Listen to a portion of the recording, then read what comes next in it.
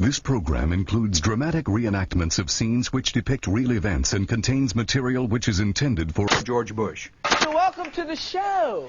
Today, more drugs are coming into America than ever before. We have the best intelligence of the world. We could stop anything we want to stop. You still may know little about. The CIA's involvement with drug lords happened in Vietnam, happened in the Iran-Contra affair. This was a multi-billion-dollar business. Even more menacing, The CIA have gone into the drug trade and are trying to take over the government. Hey, it's funny. in the war. On drugs, Which side is the CIA on? When you think crack, don't think black. When you think crack, think CIA. Crack. The CIA. Crack. The CIA. Crack. The CIA. The CIA.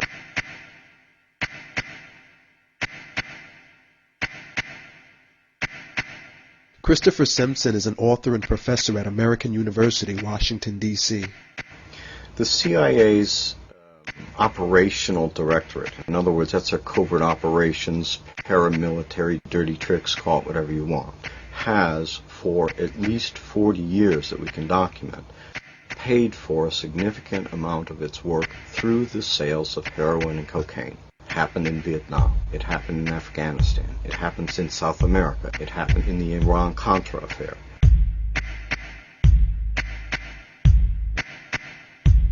In 1987, Oliver North was investigated for his role in a covert drugs for arms operation.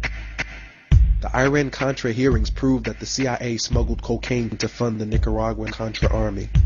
The intelligence agencies of this country, by God, should be involved in this battle instead of working with the scum of the earth, which they've been doing. Former DEA agent Cele Castillo discovered the CIA drug smuggling operation at Ilopango Air Force Base, El Salvador. When I started seeing all this, I started documenting and writing reports. And then I was forewarned by my supervisor that if I kept it up, I was going to kick out of the country and send back because I was making waves. When I approached the ambassador in El Salvador and I told him, look, the Contras here at Ilopango Airport, your airport, they're flying drugs. They sell it, my hands are tied. It's a covert operation being run by the White House. There's nothing I can do about it. And I was devastated because I was, first of all, trying to justify what they were doing. I said, there's got to be a catch to this. There's something here that's not right. I mean, we were complicitous as a country in narcotics traffic at the same time as we're spending countless dollars in this country to try to get rid of this problem. It's mind-boggling. See, we go back, every drug trafficker that was flying for the Contras were all documented in DEA files, and yet they were getting U.S. visas to fly to the U.S. by the Central Intelligence Agency. Many of the planes from Ilopango were landing at Mena Air Force Base in Arkansas. Arkansas journalist Mara Leverett investigated the drug smuggling operation. A tremendous volume of cocaine was coming into the state. People wanted to know what was happening in Mena in Arkansas, and so a good deal of information had come to light. Arkansas had been the home base for this major international drug smuggler, and he had been able to operate without being stopped. In January 1986, Barry Seal was subpoenaed by the Arkansas grand jury investigation of the Mena connection. He became a government informant. My top load paid me $1.5 million for a single trip. Because of the CIA connections and the federal involvement in that operation, no investigation of Barry Seal or anyone connected with him was ever going to be allowed to go anywhere, because if any part of that operation were brought to light, it might tumble the whole house of cards. Before he could testify about his role in the CIA drug operation, Barry Seal was gunned down in cold blood. Here's, by any definition, the biggest major drug kingpin we've ever run into, and nobody seems to know a thing about it, and nobody wants to raise it. I don't know if we've got the worst intelligence system in the world. I don't know if we've got the best and they knew it all and just overlooked it. But no matter how you look at it, something's wrong. Something is really wrong out there. Former cop Mike Rupert was forced out of the LAPD for investigating police ties to CIA drug trafficking.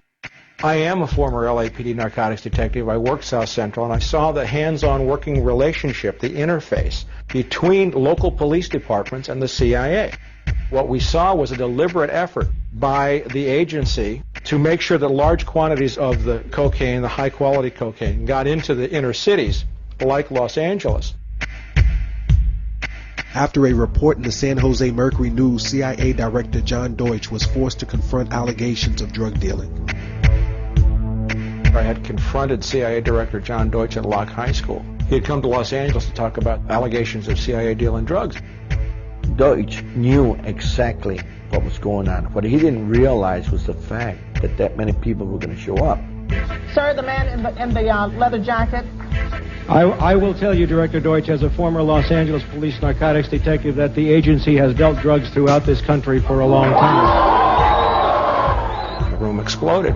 What I saw at that time was that there was a crying lack of knowledge in the body politic about how much evidence there really was about the criminal activities of the Central Intelligence Agency, specifically dealing drugs. Director Deutsch, I will refer you to 3 specific agency operations known as Amadeus, Pegasus, and Watchtower. I have Watchtower documents heavily redacted by the agency. I was personally exposed to CIA operations and recruited by CIA personnel who attempted to recruit me in the late 70s to become involved in protecting agency drug operations in this country. I have been trying to get this out for 18 years, and I have the evidence. If you have information about CIA illegal activity in drugs, you should immediately bring that information to wherever you want, but let me suggest 3 places. The Los Angeles Police Department,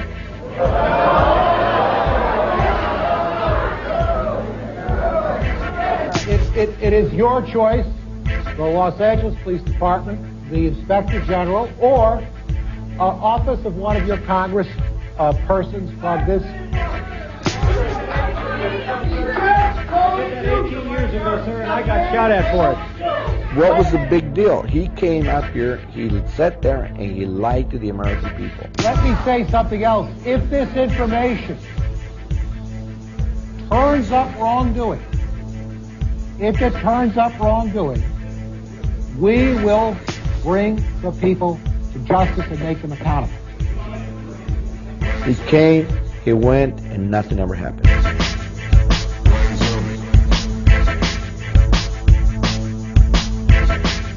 First of all, there is no such thing as the war on drugs. There never has been and never will be.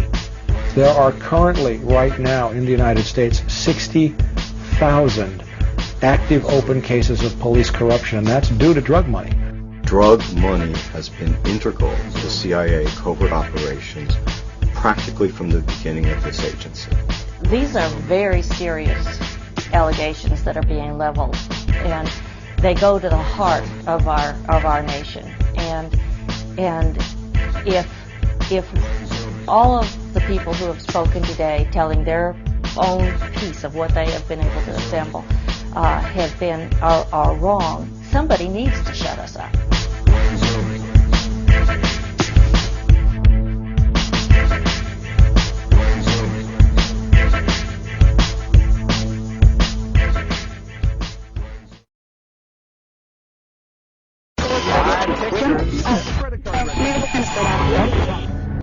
This channel has been liberated by the Gorilla